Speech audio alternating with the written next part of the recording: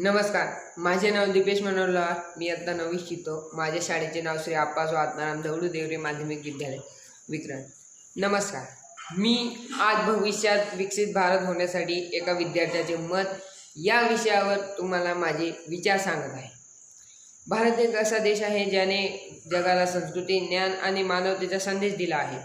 आज आपण सर्वांचे एकच स्वप्न आहे की विकसित भारत 2047. पण हे स्वप्न पूर्ण करायचे असेल तर त्याची जबाबदारी आपल्या खांद्यावर आहे. आपण विद्यार्थी या देशाचे भविष्य आहोत. माझे मत असे आहे की विकसित भारत घडवण्यासाठी स्वतःपासून सुरुवात करायला हवी.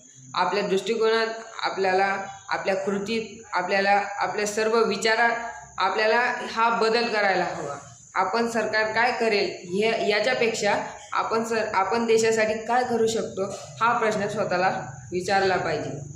विकसित भारतासाठी आपल्याला शिक्षित आणि सजग नागरिक बनणे आवश्यक आहे. आपण विज्ञान, तंत्रज्ञान, शेती, उद्योग आणि संरक्षण या सर्व क्षेत्रात आत्मनिर्भर व्हायला हवे. स्वदेशी उत्पादनांचा वापर, पर्यावरण रक्षण आणि समाजसेवा हे आपल्या जीवनाचा भाग झाला पाहिजे.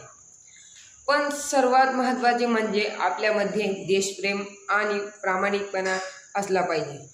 कारण जेव्हा प्रत्येक विद्यार्थी आपल्या कार्यात निष्ठा ठेवेल तेव्हाच भारत खऱ्या अर्थाने विकसित होईल. चला तर आपण सर्वजण एक संकल्प करूया.